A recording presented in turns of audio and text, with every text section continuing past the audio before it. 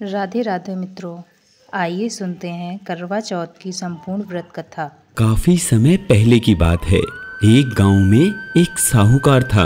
उसके 7 बेटे थे और एक बेटी थी जिसकी नई नई शादी हुई थी। सेठानी ने 7 बहुओं और बेटियों सहित कार्तिक कृष्णा चौथ को करवा चौथ का व्रत किया।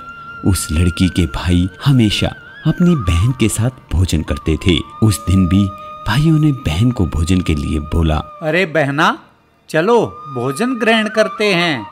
नहीं भैया, आज मेरा करवा चौथ का व्रत है, इसलिए जब चांद निकलेगा तब मैं खाना खाऊंगी। भाइयों ने सोचा बहन इतनी देर तक भूखी रहेगी, इसलिए एक भाई ने दिया लिया तो दूसरा छलनी लेकर पेड़ पर चढ़ गया।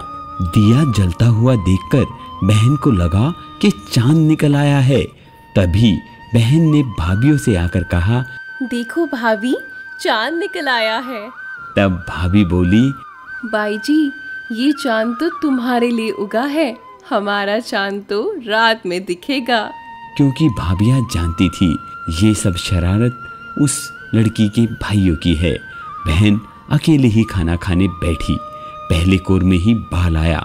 दूसरा कोर खाने लगी तो उसे ससुराल से बुलावा आ गया कि जमाई राजा बहुत बीमार है, सो बहू को जल्दी भेजो।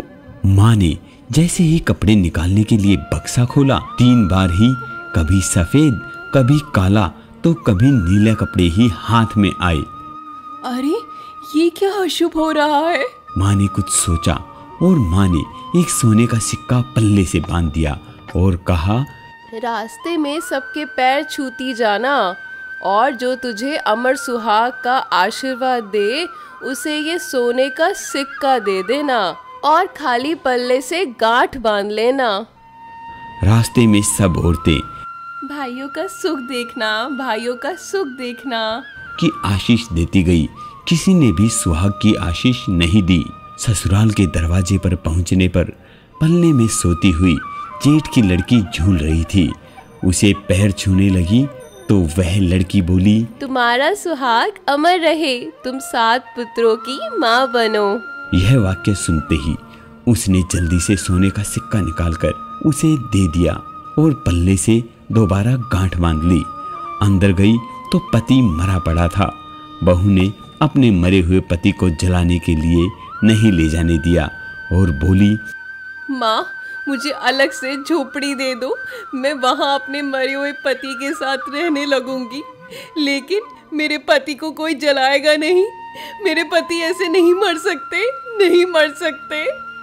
रोज सासू बची खुची ठंडी बासी रोटी दासी के साथ भेज देती और कहती, करवा ले भाइयों की प्यारी, करवा ले, दिन में चांद देखने वाली, करवा ले।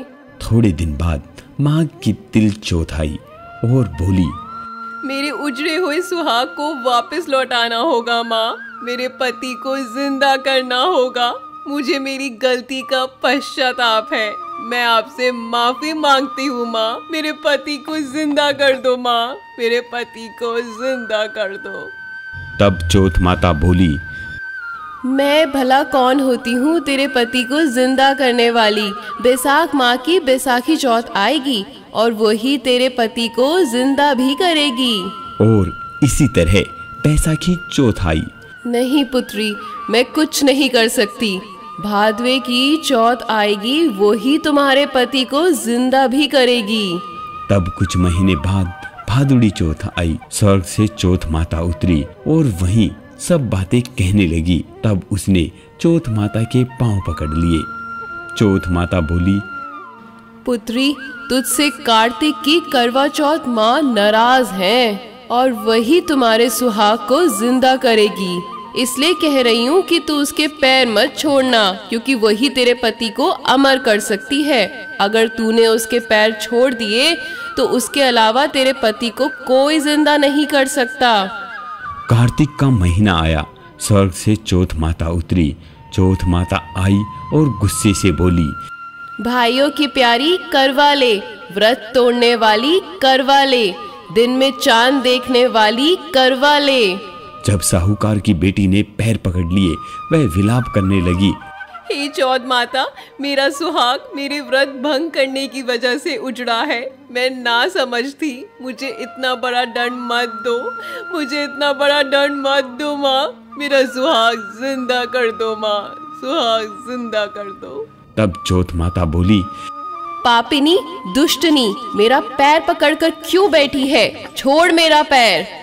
मेरी बिगड़ी हुई आपने ही बनानी होगी। मुझे सुहाग देना ही होगा माँ, क्योंकि आप जग की माता हैं। आप सबकी इच्छा पूरी करने वाली हैं माँ। तब चौथ माता खुश हुई और आंखों में से काजल निकाला, नाखूनों में से मेहंदी, बिंदी में से रोली निकाली और सबसे छोटी उंगली से उसके मरे हुए पति पर छींट दिया।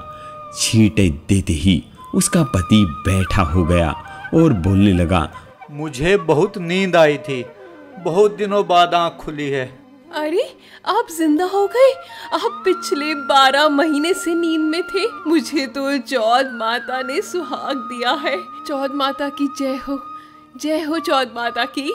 क्या चौथ माता ने मुझे जिंदा किया है? चौथ माता की जय हो। मैया का धूमधाम से उजमन करो, मैया के धूमधाम से व्रत करो। उधर ननंद रोटी देने आई तो उसने 2 जनों के बोलने की आवाज सुनी तो अपनी माँ को जाकर बोली, माँ, पता नहीं भाभी तो अभी किसी के साथ बातें कर रही है। तब सासू ने जाकर देखा कि बहू व बेटा दोनों जीम रहे हैं, वह चौपड़ पासा खेल रहे हैं। देखकर वह बहुत खुश हुई और पूछने लगी, अरे ये कैसे हुआ? मेरा बेटा तो मर गया था ना। ये सब मुझे मेरी चौथ माता ने दिया है। और सासू जी के पैर छूने लगी और सास ने अमर सुहाग की आशीष दी, लेकिन बोली, ये बात तो ठीक है बेटा, लेकिन नगर वासियों को कैसे यकीन दिलाएंगे कि चौथ माता ने तुम्हारा सुहाग तुम्हें वापस कर दिया है? हे माँ, अगर मैं उल्टा करवा फेर दूंगी तो ये वापस से मर जाएंगे, और अगर सीधा करवा फेर दूंगी तो ये जिंदा हो जाएंगे, और ऐसा देख सब लोगों को यकीन हो जाएगा। तब पुणे नगर में ढिंडोरा पिटवा दिया कि सब कोई देखने आए।